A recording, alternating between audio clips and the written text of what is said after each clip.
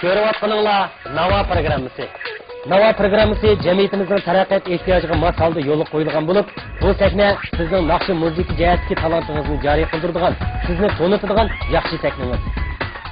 Navo sahnasi san'at beg'imizdagi navokash bulbullarimizning ehtiyojiga mos holda hozirlangan bo'lib, san'at sohasidagi izlanish ro'yiga boy, tirishchan yoshlarni qo'llash va ularning o'z qobiliyatini namoyon qilishida ko'rik rol o'ynaydi. Yangicha shakl, rangdor mazmun, lirik naqsha va o'tliq kuylardan tashkil topgan bu Navo programmamiz naqshi musiqa jihatda yoshlarga bilim berish, yetaklashni asosiy maqsad qilgan bo'lib, nodir san'at muroslarimizni qezib sahnaga elib chiqib, uni davriga moslashtirish. İlg'or madaniyatlarni qabul qilib, nodir madaniyatlarimizni saqlab qolish jihatida muhim rol o'ynaydi. Cho'lpon bo'lish istagingiz Navo sahnasida reallikqa aylangusi. Uzluksiz tirishish, izlanishingiz orqali yaratgan natijalarimiz, o'zgacha mahorat va yangicha qiyofatlarimiz Navo sahnasi orqali namoyon bo'lgusi.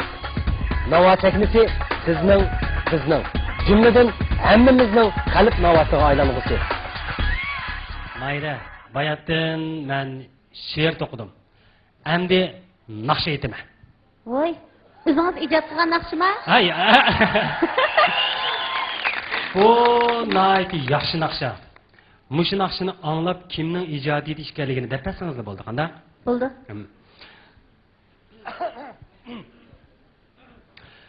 Yey, naqshani erkin turib aytam deya.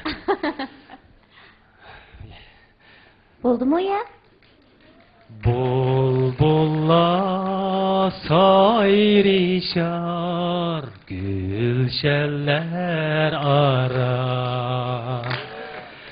Yağritip nakşamda seni esleymen. Qaysi naqsha?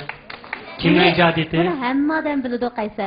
Bu degan bizning el sevgan marhum kompozitorimiz İskender Sayfullah efendimning ijodiyati.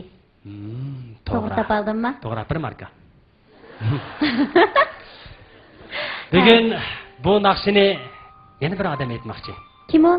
Raisa İskender Sayfullah. Qani, sahnimizga marhamat. Marhamat.